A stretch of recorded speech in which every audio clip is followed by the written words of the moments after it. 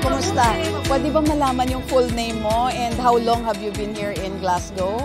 My name is Lily Balongay. Dumating ako dito in 2020. That's the peak of pandemic. So yun, nabigyan kami ng blessing from God. So ginab namin yung opportunity na to na mapunta dito. How's your work dito sa Glasgow? So hindi ka naman nai-stress sa trabaho mo? Sometimes, kasi when dealing with patients, yung mga concerns nila, yung mga medical histories nila. How do you cope with that? Magbabanding kami every weekend. We make sure na lalabas kami every weekend. Aside sa work-related stress, yung may malungkot dito, away from family, kasi kami lang. MX3 capsule, ano yung naging effect sa health mo? Nagpa-check ako sa doctor kasi nag-worry ako, may lump ako dito. Pero hindi naman siya nothing serious. So nalaman ng family ko sa Pilipinas, pinadalhan niya ako sa Dubai, which is okay naman, naging okay. So naging ko na siya, yung parang nakasanayan na every time, lalo pag umuwi ako ng Pilipinas, I make sure na may dala. Kasi gusto ko yung husband ko uminom din. Ako yung tao na talagang i-invest more doon sa mga health supplements. MX3, dito ako believe.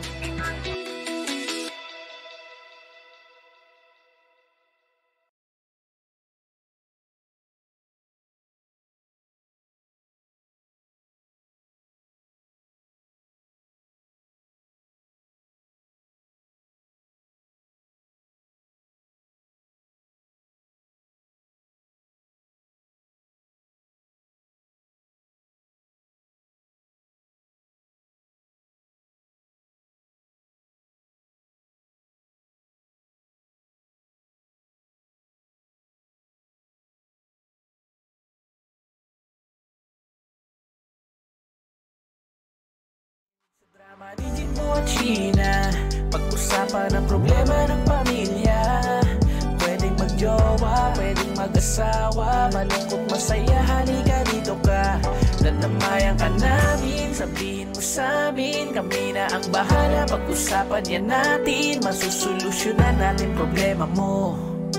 Kaya sabihin mo sa amin ang lahat, ano ang drama mo. Same pero iba! We are number 106.7 Energy FM. Bangga, wag mo sabing radyo. Sabihin mo! Iba! Iba? Sabihin mo iba? Ayun! Ayun pala yun, Gina. Sabihin mo iba eh. Akala ko iba yung sasabihin. Wag mo sabing radyo, sabihin mo. Iba! Kaya parang iba. Teka lang. Hello? Nasang stasyon ba tayo? Sabihin mo iba. Ay, para maganda yun, ha? Sabihin mo huwag mo ibang sabihin iba. radyo. Sabihin mo iba. Ay, hindi pala to yung ano. Hindi pala to energy. No, hindi pala ito energy. Nagulat na wala ka doon. Sabihin mo iba. Ay, nako. Eto na nga. Oo. Bilang napag-usapan namin off-air, gusto mo yung share natin? Hindi, kasi meron tayong mga friends na nahihirapan dahil sa utang. Oo. Diba? Na tipong ang dami ng ngayong mga app. Diba? Mga loaning app. Bukod pa sa credit card. Correct. Alam natin ng mga Pilipino, makarinig lang loaning app, credit card. Siyempre, pera agad. Pera yan. Diba? Makautang ka. Tsaka ang dami na rin kasing ang bilis na parang pre-approved na ngayon. Yes. Yung mga, alam mo, kahit walang bangko, na-approve na ngayon ng mga credit Correct. card, no? Oo. Ang bibilis dahil ng pagpapasko kasi. Yan. Ang tanong, partner, paano natin, alam mo, ano yung solusyon, di ba? Kasi merong mga tao na kunwari, sisingilin mo. Pero malakas pa yung loob nila na sila yung nagagalit. Na bakit ka naniningil, di ba? Nakita mo na nga, walang trabaho yung tao, tapos sisingilin mo pa ako. O kaya naman yung iba, hindi nyo man naiintindihan, wala kang pambayad, kahit anong piga nyo sa akin, wala kayong makukuha. Dalawa kasi ang naisip ko eh. Ano, partner? Meron kasing isa na mga tao na hindi naman talaga gustong mag-download o kumuha ng ganyan. O, ba't nila ginawa? Kaso nga, merong mga pupilit na pre-approve po kayo, pre-approve kayo. So ngayon, ang tendency, ikaw kukunin mo talaga libre. So kasalanan pa nung nagpa-approve? Hindi. I mean kasi yung iba, sige, paglaban mo. dumarating lang yun. Kaya maraming tao na mga, hatiin ko lang kasi para ayoko na mag-campaign yung mga loko-loko. Pero, I mean yung mga na-approve kasi kagad, yung basta gusto lang makakota. Kasi galing ako sa call center before, na mga nagtitinda ng mga cards. Okay. So, kahit hindi sila kumukuha, binibigyan. Okay, sige, nandun na tayo. Ano naman ngayon kung na-pre-approve ka? Ngayon, Ang tendency, na ano sila, greedy ngayon sila mag-swipe na mag-swipe. Greedy. Greedy, for the greedy. I love the word, greedy. Pero, syempre, Yes. nasa tao pa rin naman yun. Teka, ba't mo naman, di ba? Kumbaga, porque ba pre-approve ka? Oo. Mag-swipe ka na swipe, swipe. tapos hindi mo babayaran. Totoo. Alam mo kasi partner, naiintindihan natin na minsan dumarating talaga sa buhay natin na hindi ka makakapagbayad, di ba? Dahil nga, kunwari may emergency or what. Pero yung mga tao na hindi lang talaga responsable, yun yung nakaka-turn off. Alam mo yun yung kunwari. Alam mo naman yung kakayahan mo. Tapos nagkaskas ka. Kasi sabi mo, okay lang yan. Minimum amount lang babayaran ko. Hanggang sa napuno, tumaas yung interest, tas hindi ka na nakabayad hanggang sa tatakbuhan mo. Bagay. Diba? Tsaka Dapat disiplinado tayo sa paggamit. Tsaka iba kasi nasa mindset ng ibang tao kapag nag-swipe. Oo. Di ba? O sige, naubos mo na yung credit limit mo. Na, ano mo na. Sabihin nila, okay lang yan. Kahit di ko naman bayaran, di naman ako makukulong. Hindi ba Yeah, yung mga... yeah. Wala naman nakukulong sa credit card. Sabi nilang ganun. Wala Totoo. naman. Teka lang, tsaka ano, partner, hindi lang sa credit card. Oo. Wala din naman din nakukulong sa mga online app. Ayan. Diba? Yung mga through online. Correct, yung mga nambubulabog pa na ito pong kaibigan yung si Jimbo ay hindi po nagbayad ng loan. Parang, Right? parang guilty ako dyan. May mga ganyan. May gumawa ba ng GC kasama kayo? Di ba? Tapos ipapost pa yung picture mo. Pero which is bawal naman yon. So mas malakas ang, kumbaga, yung taong ganyan, ginanyan mo, alam mo na nga may utang, pinost mo pa, ganyan. Eh talagang hindi magbabayad yun. Irereklamo ka pa, di ba? Ganun ba? Kaya ngayon, hindi na sila nagpaparamdam. Kaya alam mo, mahirap din talaga, sa totoo lang. Ang hirap kapag may mga utangang nagaganap, di ba? Though, wala minsan hindi talaga natin maiwasan umutang. Pero sana... Bilang kilala naman tayo mga Pinoy na... Oo. lahat naman tayo umuutang. Fan talaga tayo ng Oo, utangan. Lalo na pag mga easy, lang, di ba? Yes, easy approve. Easy approve. Yun nga lang, iniisip ko lang din kasi dito. Well, ako, ganyan din ako dati. Sabi ko, wala naman ako sa ganyan. Pero imaginein mo, pag tumagal pa lang panahon, kapag nag-loan ka na, dito na malalaman blacklisted ka pala. Ayan. Hindi ka na makapag-loan sa bangko. Ayan. Kasi yung mismong information mo, ikakalat nila yan. Correct. Tsaka partner, wag naman tayo yung sobrang ubod ng kayabangan mo, di ba? Tapos yung pala, hindi ka pa naman pala nagbabayad ng utang. Puro kabili, no? Puro ka-swipe, no? Magugulat ka. Ngayon, lalo ngayon, di ba, ang daming mga mayayamang tao kasi nga bare months na. So, ang gusto nila, may credit card sila. Ayan. Swipe ng swipe. Sige, swipe mo lang. Makikita ng mga kapitbahay, may nagdaratingan ng mga video, okay, Ayan may mga na. ganyan, may mga bagong appliances. Tapos magugulat sila, meron dumarating na naniningil. Di ba, may attorney na po. Meron po kayong demand letter kasi nga po, kakaswipe nyo, hindi pa kayo nagbabayad ng diba? Tapos ang masama doon, kino-correct mo yung pag-uugali nila na dapat nagbabayad ka ng ganito. Sila pa yung galit. Sasabihin, wala naman akong kulong dyan ba't mo ba pinipilit? Malalaman yan, pag dumating na yung pag nag-loan na kayo, malalaman nyo kasi hindi kayo ma-approve doon. Diba? Kasi alam mo partner, meron naman talagang advantages yung paggamit ng credit card. Bumait ako. Basta marunong kang gumamit. Diba? Kung marunong kang umano yung mga perks na makukuha mo dyan. Pero kung ikaw yung tipong gastos ka na akala Swipe mo, lang, swipe pera lang, mo swipe. yan. Ay nako, walang mangyayari. Tsaka for sure naman, yung mga nakapag-loan na hindi nakapagbayad, hindi na sila ma-approve sa ibang app. Uy, yung Hindi na iba sila na-approve pa rin. Baka depende May nakakalusot. paano yun, May Sheena? kilala ako Paano yung ginagawa? Iniiba yung pangalan. Ay, di pala iniiba. Tama naman yung name. Iniiba lang yung spelling. Ayan. May pinapalitan, halimbawa, ganito. Ganun ba, Jim? Glenn. Di ba naman Glenn? Oo. Ginagawang Glenn. Ayos ka. Ay, nako. Pero ngayon, mahirap na. Kasi ano na yan. Kumbaga titik-tikan ka na. Kapag sa isa, hindi ka nagbayad. Meron na. Sa lahat yan, mag-alert yan na, oy, eto pong si Jimbo ay hindi marunong magbayad. Tsaka nakakadala rin yung ganyan kasi nga, di ba, may mga naglalabasan na rin kasi na gumagawa ng GC. Yes, papahiin ka. Ako meron akong kilala, parang boss natin yun na... Ay, oo, nasama rin ako dun. Nasama dun sa GC. Sinabi sa akin, ito pong si ay hindi nagbabayad. Sabi ko, pero wag naman sa ganun na humantong. Kasi pwede nyo naman pwede nyo naman singilin yun. Yes. Wala naman kaming connect dun eh. Diba? Ba't kasama sa GC? Totoo, nagulat din ako noon. Ano ba yung purpose nun? Para ipahiya yung tao ng utang? Para matakot na magbayad siya. Kaso wala naman kaming Kaso iyan. wala. Sinin ko lang. Sabi ko, okay, bye. Tsaka hindi naman mababasa kagad yun. Hindi ginala rin. Diba? Kawawa naman din yung tao. Kaso yun nga, sana magbayad na lang tayo. Kasi sisingilin tayo niyan. Diba? Yung iba pa, yung mga tao sa tao, yung iba binablock pa. Yun yung nakakainis eh. Ito kaya ayoko sa pagmangungutang. Ayoko na may commentor. Commentor ba ako? Ano? Co-maker? Commentor! Ay, iba pala. Alam mo ba't di kita barilin? Ay, iba pala. Ano ba nasa isip ko? Pag-commentor. Kasi naisip ko kasi tandem kami. Parang ikaw yung... Commentor! Kasi naisip ko kasi, tayo kasi di ba, dikit tayong ganyan tayo. So co-maker. Oo. Ayan, ako, ayoko talaga niyan. Hindi yan, wala talagang kawala kasi may pirmahan yan Yes. Madadali ka dyan. Cannot be talaga. I'm so sorry sa mga nag-co-maker. Kahit ka mag-anak mo, pagbibigyan mo? Ay, hindi. Talaga? Hindi ko sure. So, pagka mag-anak mo, biglang tumiklop Hindi, ang no? hirap kasi kapag ka mag-anak Di ba? Ay, ang Wala, hirap. namamana kasi. Hindi, ang hirap din kasi kapag ka mag-anak. Sige, huwag mo nang bayaran, nakakahiya naman sa'yo. Diba? Lalo na pag-close nyo. Totoo. Ang hirap. Diba? Ang hirap talaga, Magaling na ako sobra. magsalita na, hindi ko na pa utangan Oo. yan. Pero kapag sinabi, sige na, kasi sige Kasi na. kapag mamaya, hindi mo sila pinagbigyan, ikaw ang ano yun niya sabi, alam mo ba nung bata ka pa, Yan. kami nag-aalaga sa'yo nung magulang mo lagi nasa trabaho. Diba? Mahirap. Ayan na. As the eldest child in the family, So, ang the ending first nun- niece and so- first grandchild. So ang ending na magko-maker ka.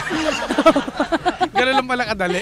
Diba? Kaya gusto ko nila, maubos na lahat ng pera ko para wala nang mauutang. Pero wag naman sana Hindi, siguro, partner, meron tayong mga level ng pangungutang. Halimbawa, kung mga 2,000, 5,000, pwede pa yun. Pero kung mga 100,000, magiging co-maker ka, pwede ka. Ang hirap yung partner kasi malaki-laki yan. Pag-isipan mo. Pag-isipan mo. Pero maging co-maker. Mahirap talaga kasi sa iyo yung sasalo yung responsibility nun eh.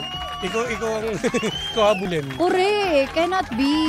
Tsaka yun responsibilidad nyo yun na magbayad nang hindi kayo nire-remind. Or if ever ganun umantong, mag-usap kayong dalawa ng kamag-anak mo. Ito, ganyan. Magkano rin kayo ng kasulatan. Ako, gumagawa ko ng yan, kasulatan. ganyan. Ako, ganyan din. May pirma pa sa akin, digital. Ayan, digital. Totoo!